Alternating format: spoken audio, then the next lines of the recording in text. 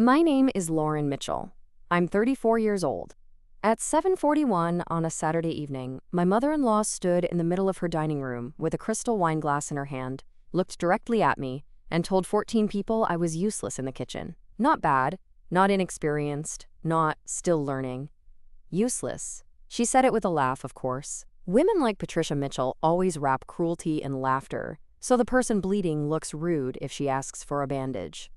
The dining room was glowing around her. Candles on the table. White linen runner. Polished silverware.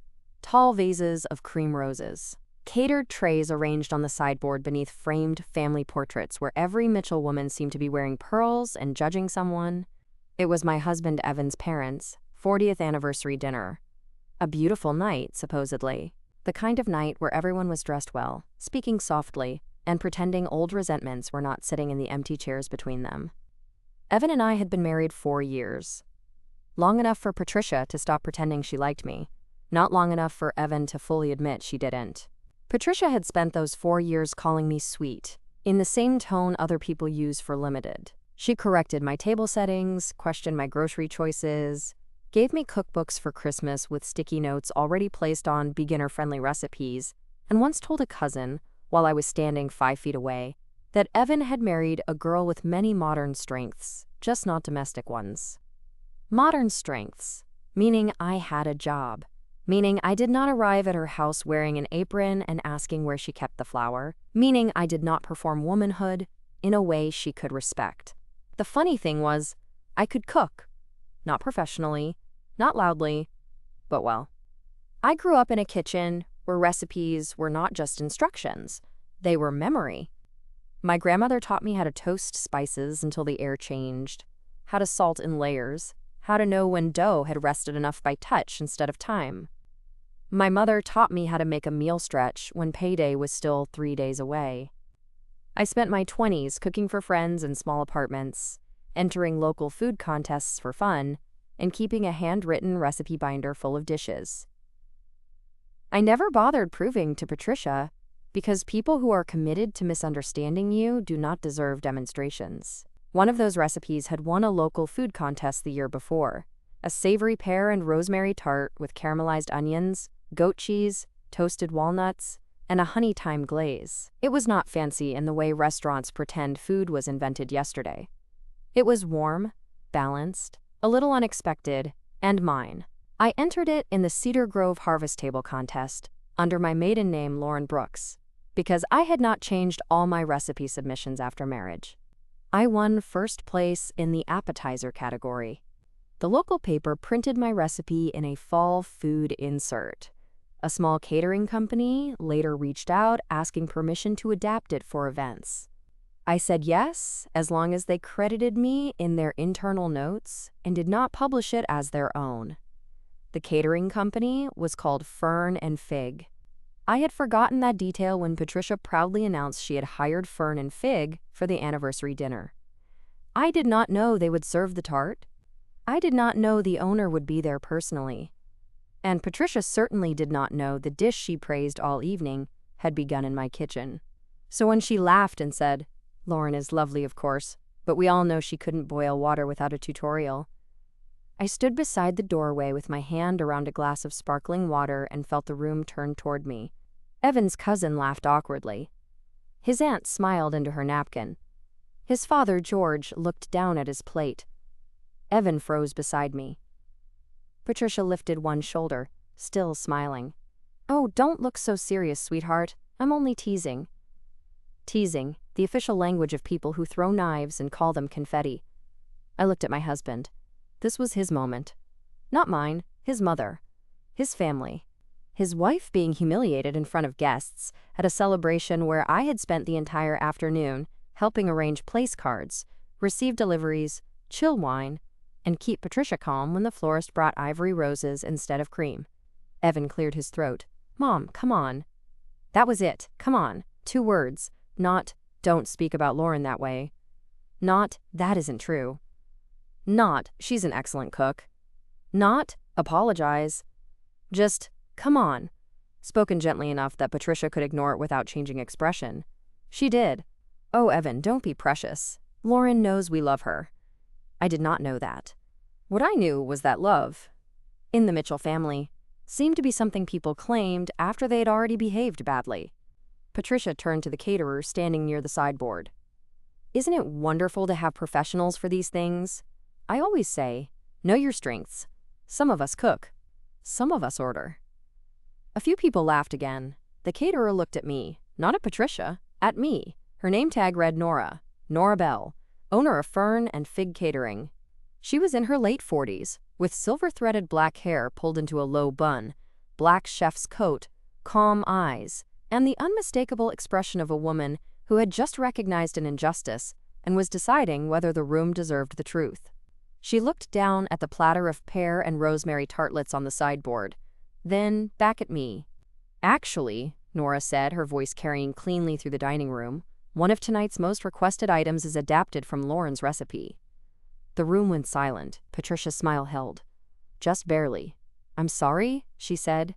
Nora picked up the small menu card beside the platter. "The pear and rosemary tartlets.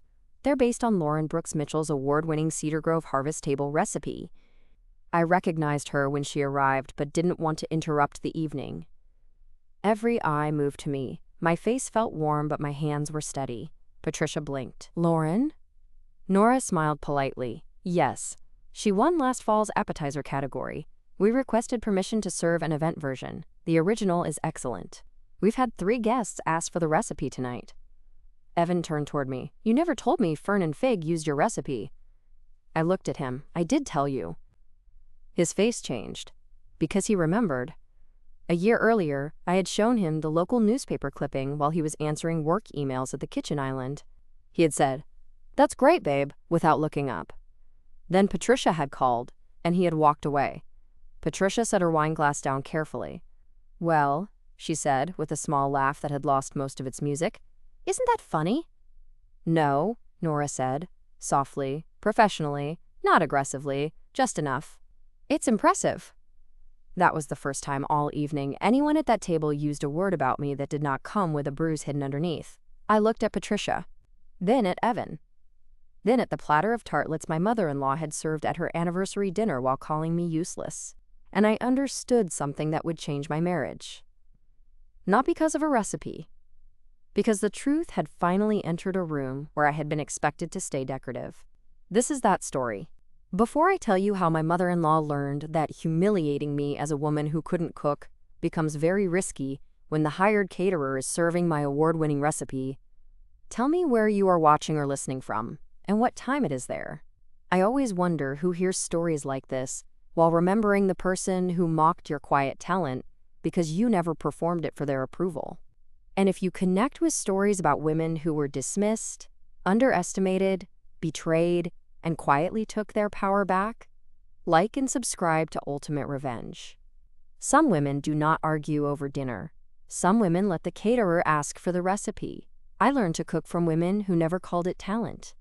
My grandmother, Rose Brooks, cooked because 6 children needed dinner, and my grandfather's paycheck arrived every other Friday with no apology for the days between. She made soup from bones, biscuits from instinct, jam from bruised fruit, and gravy from the browned bits other people washed down the sink. Her kitchen was small, hot, loud, and sacred in the way ordinary labor becomes sacred when it keeps people alive. She never measured vanilla. She said teaspoons were for people who did not trust their noses. When I was 9, she taught me to peel apples in one long strip. When I was 11, she taught me that onions are not rushed. When I was 13, she let me make Sunday cornbread alone and did not correct the burnt edges until after everyone ate a piece. "Confidence first," she said, "correction second." My mother, Diane Brooks, cooked differently. She worked full-time at a dental office, came home tired, and made dinners that were efficient, warm, and honest. Chicken and rice, chili, tuna melts, pork chops, vegetable soup. She taught me that feeding people did not need applause to matter. "Food is not a performance," she said once, scraping carrots into a pot. "It is a promise." I carried that sentence with me. In college, I became the friend who cooked when everyone else ordered pizza they could not afford. In my first apartment, I hosted Sunday dinners on mismatched plates. In my late 20s, when work felt flat and dating felt worse, I started entering local food contests because they gave me deadlines, experiments, and something to look forward to that did not involve swiping on anyone. I did not tell many people. The contests were mine, small, joyful, unbranded. My recipe binder became the symbolic object in this story. It was a thick brown leather binder with metal rings and plastic sleeves, given to me by Grandma Rose the year before she died. Inside were handwritten cards, printed pages, newspaper clippings, and my own notes in blue ink. Rosemary needs restraint. More lemon next time. Do not make this for people who think raisins belong in everything. Evan once called it cute. Not cruelly, but carelessly. He found me writing notes after a failed lemon tart and said, "You and your little food experiments." Little, that word again. It follows women around, trying to shrink what they love. Little hobby, little job, little apartment, little business, little recipe, little dream. The first time I cooked for Evan, I made roasted chicken with lemon, garlic, and herbs, crispy potatoes, and a salad with apples, fennel, and toasted pecans. He ate 2 servings and said, "This is amazing." Then added, "Mom would love this." I should have known that sentence mattered too much to him. Evan Mitchell was a good man in many ways. That is the complicated part. He was not cruel like Patricia. He did not enjoy humiliating me. He brought me coffee in bed on rainy mornings, remembered that I hated carnations, cried when our dog needed surgery, and once drove 40 minutes at night to bring my mother a heating pad after she strained her back. But Evan had one weakness that became larger than all his kindness. He wanted his mother's approval more than he wanted peace in his own home. Patricia Mitchell raised 2 sons, Evan and his older brother Grant, in a house where dinner was served at 6:30, napkins were cloth, and every guest knew exactly which wine had been chosen to impress them. She had married George Mitchell, a quiet orthodontist who seemed to survive by agreeing before he knew the question. Patricia was the matriarch. She used that word herself. "I suppose every family needs someone to keep standards," she told me during our first Thanksgiving together. Standards. I eventually learned that standards meant whatever made Patricia feel superior in the moment. If I wore a simple dress, she valued elegance. If I dressed up, she valued restraint. If I brought flowers, she preferred plants. If I brought wine, she had already selected pairings. If I offered to help in the kitchen, she said guests should relax. If I did not offer quickly enough, she told people I wasn't very domestic. There was no winning, because winning was not the game. The game was knowing my place. At first, Patricia's comments were small. Evan grew up with real home cooking. Lauren works so much I doubt she has time to learn old-fashioned skills. "Oh, sweetheart, don't chop like that. You'll scare the carrots." When I made a salad for a family picnic, she said, "How adventurous. Quinoa." When I baked cookies for Christmas, she announced, "Store-bought dough has improved so much." They were from scratch. I said, "Actually, I made them." She smiled. "How ambitious." "Ambitious cookies. Imagine." Evan heard some of it. "Not all. Enough." When I told him it hurt, he said, "Mom doesn't mean it that way." "What way does she mean it?" "She's traditional." "Traditional women can still be rude." "She likes you." "No, she likes having someone below her." He frowned. "That's unfair." Unfair. A word he used when my accuracy threatened his comfort. I stopped bringing food to Mitchell gatherings. That was easier. Patricia noticed and used that too. "Lauren doesn't cook for us," she told Aunt Marjorie at Easter. "I think she finds it stressful." I was standing behind her holding a pitcher of iced tea. I said, "No, Patricia, I find the review process stressful." Aunt Marjorie laughed before she could stop herself. Patricia did not. That became one of the stories told later. Lauren is sensitive about cooking. Not Patricia insults food. Lauren is sensitive. Women like Patricia are experts at turning your reaction into your identity. The local food contest changed something for me long before it changed anything with her. The Cedar Grove Harvest Table Contest was held every October at the community center. It was small, but beloved. Appetizers, soups, pies, preserves, breads. Judges from local restaurants, farms, and caterers. Winners got ribbons, a small cash prize, and a feature in the local paper. I entered the pear and rosemary tart because it reminded me of Grandma Rose. She loved pears. Said they were apples with secrets. The tart took 6 tries to perfect. The first was too sweet. The second, soggy. The third had too much rosemary and tasted like a Christmas tree had fallen into an onion field. The winning version had a flaky pastry base, slow caramelized onions, thin slices of pear, goat cheese, toasted walnuts, black pepper, and a honey thyme glaze brushed on at the end. When the judges announced my name, I felt a joy so clean I almost did not recognize it. Not because the prize mattered much, because something I made quietly had been seen accurately. The local paper printed, appetizer winner, Lauren Brooks Mitchell, savory pear rosemary tart. I cut out the article and placed it in my recipe binder. I showed Evan that night. He was on his laptop. "Look," I said, placing the clipping beside him. He glanced down. "That's awesome. I won." "I know. Congratulations, babe." His eyes went back to the screen. I stood there for 2 seconds too long, waiting for him to look up. He did not. The next morning, he said, "We should tell Mom. Maybe she'll stop teasing." I said, "I don't want to tell your mother to make her stop insulting me." He looked confused. "Why not?" "Because respect should not require a ribbon." He laughed lightly. "I think you're overthinking it." "Maybe." But I did not tell Patricia. When Fern and Fig contacted me 2 weeks later, I was thrilled. Nora Bell wrote a kind email saying one of her staff had clipped the recipe and tested it for a harvest brunch menu. They wanted permission to adapt it into tartlets for catering events and would credit the inspiration in internal menus and client notes if requested. I said yes. They sent a small licensing honorarium. $200.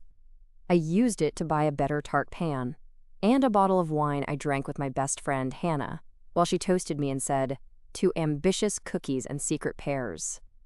Hannah knew everything about Patricia. Hannah also said, "One day, this woman is going to insult you in front of the wrong witness." She was right. Patricia's anniversary dinner was planned like a royal summit. 40 years of marriage, which in Patricia's mind meant 40 years of everyone else, acknowledging her endurance, elegance, and ability to match napkin rings to floral arrangements. She hired Fern and Fig because they were becoming the fashionable local caterer. I did not make the connection to my tart immediately because they served many things, and honestly, I tried not to think about food around Patricia more than necessary. 2 weeks before the dinner, Patricia called, "Lauren, dear, I'll need you here by noon on Saturday." "Why?" A pause. "To help." "With what?" "Setup, obviously. Your family. Family when labor is needed. A guest when credit is given." I said I can come at 3. Noon would be better. "I can come at 3. She sighed. "Fine, if that's what you can manage." I arrived at 2:45 because punctuality is one of my small rebellions. Patricia was already irritated. The florist had brought the wrong shade of roses. The rental company had sent one chipped charger plate. George had moved a chair 6 inches to the left. Evan was upstairs trying to fix the projector for the photo montage. Grant and his wife, Serena, were running late, which meant they would arrive after all work was done. So I helped. I moved chairs, retied ribbon on napkins, checked place cards, found extension cords, calmed Patricia when the ice delivery was late, welcomed Nora and the Fern and Fig staff. I saw the tartlets come out of a catering box around 4:30. My tartlets. Smaller, neater, more polished than mine, but unmistakable. Pear, rosemary, goat cheese, walnuts, honey thyme glaze. For 1 second, I felt delighted, then cautious. Nora saw me looking. "Lauren?" she asked. "Yes." Her face lit. "Lauren Brooks Mitchell?" "That's me. I hoped it was you. I'm Nora Bell. We emailed about the tart recipe last year." I smiled. "It's nice to meet you. Your recipe is still one of my favorites. We only use it for select menus. Patricia chose it at the tasting immediately." Of course she did. Patricia had chosen my recipe. I almost laughed. Did she know? I asked. Nora tilted her head. That it was yours? I don't think so. The tasting menu listed it as harvest pear rosemary tartlets, adapted from a local award-winning recipe. She mostly talked about mouthfeel. That sounds like Patricia. Nora studied me for half a second, then said, should I mention the connection? I thought about it, really thought. No, I said, it's her night. Nora nodded, but I could tell she heard what I did not say. It's her night, and I do not want to give her another chance to diminish something that matters to me. Dinner began at 6:30. The food was excellent. Even Patricia could not find fault. She praised the beef tenderloin, the citrus salad, the mushroom risotto cups, and especially the tartlets. These are divine, she told Aunt Marjorie. I knew Fern and Fig would understand my palate. Her palate. My pear. I said nothing. Evan ate 3 tartlets and said, these are really good. I looked at him. Yes. He did not notice. The anniversary speeches began after the main course. George spoke first, quietly thanking Patricia for 40 years of marriage and saying she had made their house beautiful. Patricia cried delicately. Grant toasted his parents' legacy of family excellence. Serena spoke about Patricia's taste. Evan gave a warm speech about growing up in a house where dinner meant connection, where his mother taught him the importance of care through food. That line stung, because Patricia had taught him many things through food, some generous, some cruel. Then Patricia stood. She thanked everyone, praised the caterer, mentioned how hard it was to find people who still valued presentation and skill. Then as she moved through her prepared remarks, she turned toward me. And of course, thank you to Lauren for helping with little things this afternoon. We tease her because she's not exactly at home in the kitchen, but she has many other gifts. There it was, a ripple of polite laughter. Evan shifted. Patricia continued, encouraged. Honestly, if I had asked her to cook tonight, we might all be ordering pizza. More laughter. Not much. Enough. Then, the line. Lauren is lovely, of course, but we all know she couldn't boil water without a tutorial. I felt my face flush. Not with shame, with exhaustion. Because humiliation is tiring when it has repeated itself for years in slightly different outfits. Evan said, Mom, come on. Patricia dismissed him. I stayed still. Nora corrected her. Actually, one of tonight's most requested items is adapted from Lauren's recipe. The room went silent. That was not a little silence. It was a tablecloth being pulled from under every polished place setting. Aunt Marjorie leaned forward. Lauren's recipe? Nora smiled. Yes, her award-winning pear and rosemary tart. We adapted it into the tartlets served tonight. Serena looked at the sideboard. The ones Patricia kept talking about? Nora nodded. The same. Grant laughed once before catching himself. Patricia's eyes flashed toward him.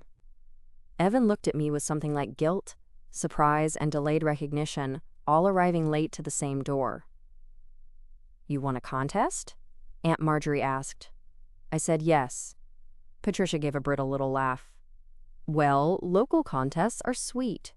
Nora's expression did not change. Cedar Grove Harvest Table is judged blind by several local food professionals. Lauren's tart won against 32 entries. We requested permission to adapt it because the balance of flavors was excellent. Aunt Marjorie smiled. 32 entries. That's not sweet. That's impressive. I looked at Nora. She did not look smug. She looked factual. Bless her. Patricia took a sip of wine. I must have inspired you somehow, Lauren. There it was. Even cornered, she reached for ownership. No, I said. The room froze again. My voice was calm, not loud. No, Patricia. My grandmother did.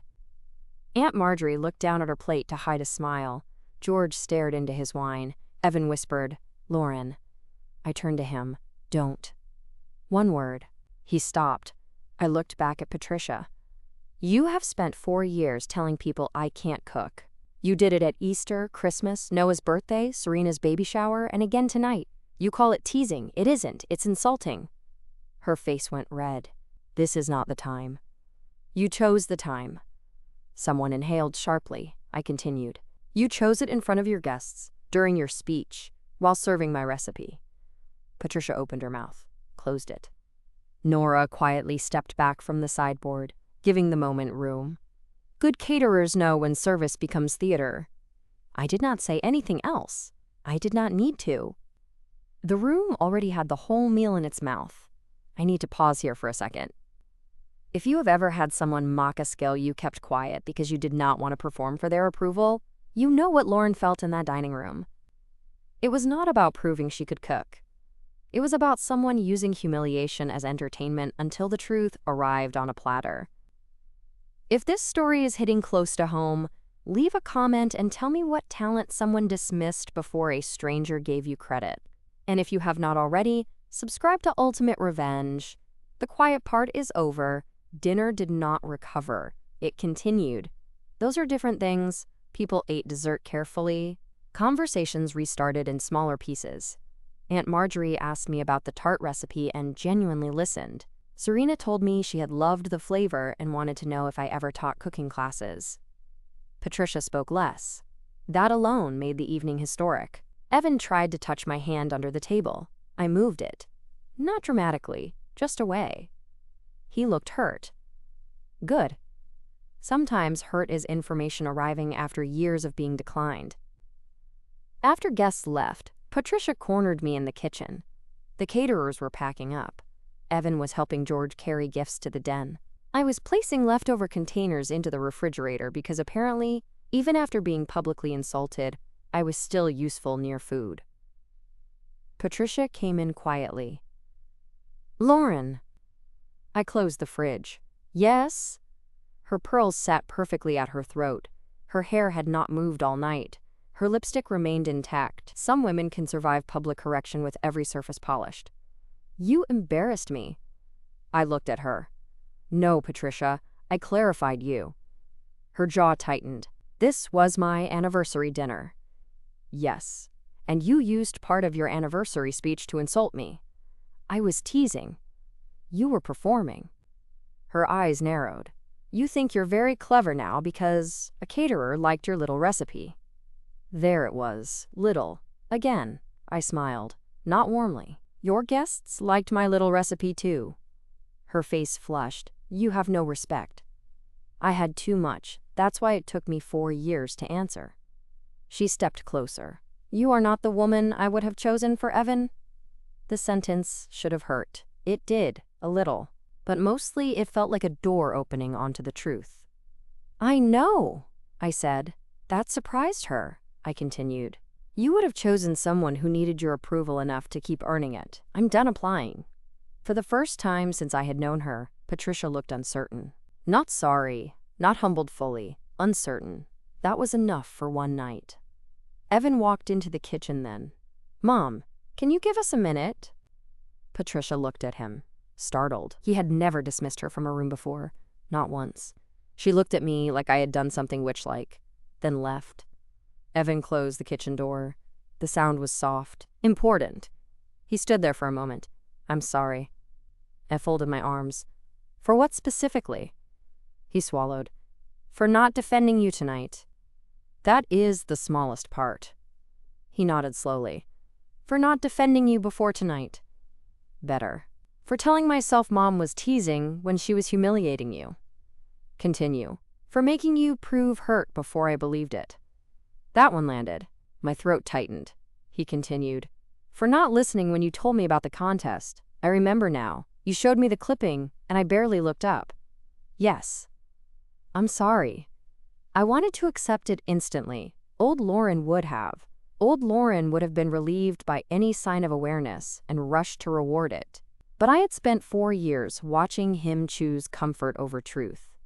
One apology in a kitchen did not erase that. I said, Your mother has been telling a story about me for years. You let her because correcting her would make you uncomfortable. He looked down. Yes. And tonight, a caterer did what my husband should have done. His eyes filled. I know. Do you? Yes. I studied him. He looked younger suddenly. Not in a sweet way. In the way men look when they realize neutrality has consequences. I said, I need space tonight. His face tightened. Are you leaving? I'm going home. You can decide whether you're coming as my husband or staying as your mother's son. He flinched. I walked out of the kitchen, got my coat, thanked Nora quietly, and drove home alone. Evan came home 42 minutes later. That mattered. Not enough. But it mattered. He found me at the kitchen table with my recipe binder open. The contest clipping lay beside the page for the pear tart. He sat across from me. "Can I see it?" I looked at him. "The recipe?" "The binder." I hesitated, then turned it toward him. He handled it carefully. For the first time, he read my notes. The old cards. Grandma's handwriting. My mother's corrections. My failed attempts. The contest clipping. The Fern and Fig email printed and tucked into the sleeve. He looked up. "This isn't little." "No." I treated it like it was. "Yes." He turned pages slowly. "Why didn't you tell Mom?" "Because I did not want your mother's respect if it depended on a ribbon." He nodded. "That makes sense." "It always made sense." He closed his eyes. "I know." The next morning, Evan called Patricia, on speaker, not because I demanded to listen, because he asked if I wanted to hear him correct it. I said yes. Patricia answered on the third ring. "Evan, I assume Lauren has had time to calm down." He looked at me. I raised one eyebrow. He said, "Mom, don't start that way." Silence. "What?" "Lauren does not need to calm down. You need to apologize." Patricia laughed once. "I beg your pardon?" "You humiliated my wife in front of the family. You've been doing it for years. I let it happen, and I'm ashamed of that." Another silence. Then Patricia's voice sharpened. "She is turning you against me." "No, she told me the truth. Nora confirmed it accidentally. I'm finally responding correctly." "She embarrassed me at my own anniversary dinner." "You embarrassed yourself by insulting someone while serving her recipe." I covered my mouth. Not to laugh. Not exactly. To hold in the shock. Evan continued. "You owe Lauren an apology. A real one. Not, 'I'm sorry you were offended.' Not, 'I was teasing.' An apology." Patricia's voice went cold. "I will not be lectured by my son." "Then listen as a mother who taught me manners. What you did was rude." That one hit. I could hear it. Patricia said, "I need to go." "Fine, but until you apologize, Lauren and I are not attending family dinners." My eyes lifted to his. He had not told me he would say that. Patricia sputtered. "Over a tart?" "No, over respect." Then he ended the call. The kitchen was silent. He looked at me. "Was that okay?" I exhaled. "Yes." He nodded, almost shaky. "I should have done that years ago." "Yes." "I know." "Good. Let him know." The fallout was immediate. Grant texted Evan. "Mom is losing it. What happened?" Evan replied, "She insulted Lauren publicly. Lauren corrected her." "I'm backing Lauren." Serena texted me privately. For what it's worth, the tartlets were incredible, and Patricia had it coming. Aunt Marjorie called me. "I want the recipe," she said. I laughed. "Hello to you too." "Hello, now the recipe." I sent it. She wrote back. "Also, your mother-in-law has been a pill since 1989. Welcome to the resistance." I liked Aunt Marjorie more after that. Patricia did not apologize for 11 days. Instead, she sent a text to Evan. "I hope you are prepared for the consequences of letting your wife divide this family." Evan replied, "The consequence is that Lauren and I won't attend dinners where she is insulted." Patricia wrote, "She is too sensitive." Evan replied, "She is accurate." I saved that one, not because I trusted transformation instantly, because proof of change matters too. During those 11 days, I did something I had avoided for years. I cooked for myself with joy again. Not weeknight food.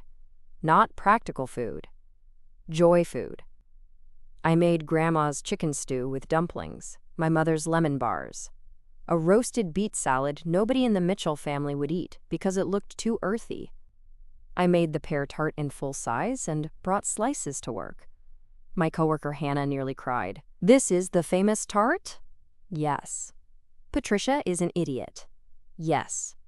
Simple conversations are healing. Nora from Fern and Fig emailed me 3 days after the dinner. Subject, a note of thanks.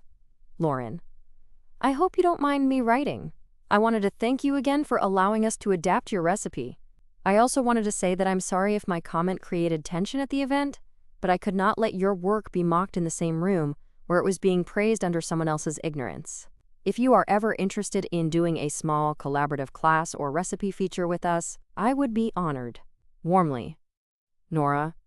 I stared at that email for 10 minutes. A class, a recipe feature, something public, something mine. My first instinct was fear, then excitement. Then Patricia's voice in my head, calling it little. Then Grandma Rose's voice, stronger. Confidence first, correction second. I replied, I'd like to talk. The class happened 2 months later. Fern and Fig hosted a small evening event called Harvest Tarts and Family Recipes. 12 people. Wine. Aprons. Dough. Pears. Rosemary. Nora introduced me as, quote, recipe developer and local contest winner Lauren Mitchell. Recipe developer. I almost turned around to see who she meant. Evan came. He sat in the back, not trying to make the event about his pride. He took photos only after asking. He clapped when everyone else did. He washed bowls afterward without making a show of it. My mother came too, sitting beside Hannah and asking excellent questions about pastry temperature. Patricia did not come. Good. Some firsts are better without the person who made them necessary. The class sold out again in the fall. Then Fern and Fig asked for a holiday appetizer workshop. I said yes. I did not quit my job. I did not become a celebrity chef. This is not that kind of story. But I began saying yes to the part of myself Patricia had tried to make embarrassing. I started a small recipe newsletter called Quiet Table. Just once a month. One recipe. One memory. No lifestyle branding. No perfect kitchen photos. Just food and the stories that belong to it. The first issue was titled Pears Have Secrets. Aunt Marjorie subscribed. Serena subscribed. Nora shared it. Hannah sent it to everyone she knew. Evan read every issue and learned not to say cute. Patricia subscribed under George's email, which made me laugh harder than it should have. Her apology came in person at Christmas, not at dinner. I had refused Christmas dinner at her house that year because the apology had not happened yet, and Evan supported me. So Patricia came to our house on December 23rd. She brought no dish. Smart. She stood in my living room wearing a camel coat and gloves, looking like a woman entering foreign territory without a map. I did not offer tea immediately. Growth. She said, Lauren, I owe you an apology. I waited. I have been unkind to you about cooking and domestic things. I called it teasing. It was not teasing. Good. I did it because I felt threatened by you. That surprised me. Evan looked at her. So did I. Patricia's mouth tightened, but she continued. You work. You have your own way of doing things. You don't ask me how to be a wife. I mistook that for disrespect. I said nothing, she swallowed. And I suppose I liked having one area where I could feel superior. Ugly, honest, useful. I am sorry for humiliating you at the anniversary dinner. I am sorry for the years before it. Your recipe was excellent. I should have said that without needing a caterer to say it first. I looked at her. Thank you. She nodded. I don't expect everything to be fine. Good. Her eyes flickered. I continued. I appreciate the apology. I need different behavior. Yes. If you insult me and call it teasing, I will leave. Yes. If you insult me in my home, you will leave. Her eyebrows lifted. Then she nodded. Yes. If Evan fails to address it, that will be between me and Evan. Evan said, I understand. Patricia looked at him, then back at me. I understand. Only then did I offer tea, not because she deserved tea automatically, because I wanted tea. That distinction matters. Christmas was quieter that year, less polished, more careful. Patricia still slipped once. She said, I suppose Lauren has become our family chef now. Then stopped herself. No, that's not right. Lauren has always known how to cook. I'm only learning how to be gracious about it. The room went silent. Aunt Marjorie raised her glass. To learning late. We all drank, even Patricia. The final lesson is not that every mother-in-law is secretly jealous or every family dinner needs public correction. Some teasing is harmless. Some family traditions are loving. Some people truly do not know the harm they cause until someone names it. But repeated humiliation is not teasing. A joke that always lowers the same person is not a joke. And skill does not become real only when someone outside the family recognizes it. My mother-in-law told everyone I couldn't cook. Then the caterer asked for my recipe. And in that moment, the room learned what I already knew. I had never been useless in the kitchen. I had simply stopped feeding people who only knew how to season their compliments with contempt. The tartlets did not save me. Nora's credit did not create my worth. The contest ribbon did not make me talented. Those things only made the truth visible to people who had refused to see it quietly. My grandmother's recipe binder sits on my kitchen shelf now, a little worn, a little stained, a little fuller than before.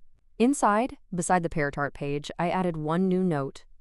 Do not serve this to people who require proof of your value. Serve it to people hungry enough for the truth. Thank you for staying with me through this story. I know some of you have been mocked for a talent, a skill, a dream, a hobby, a job, a recipe, a business, or a quiet part of yourself that someone else needed to minimize.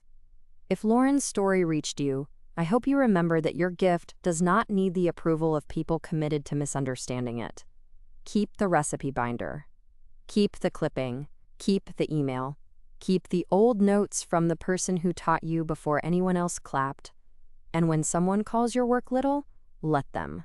The right witness may already be serving it at the table. Subscribe to Ultimate Revenge for more stories about quiet women, family betrayal, silent comebacks, and the moment one public credit changes everything. So tell me, if your mother-in-law told everyone you couldn't cook while serving your award-winning recipe at her own dinner, would you correct her in front of the family? Or would you let the caterer give credit where it belonged?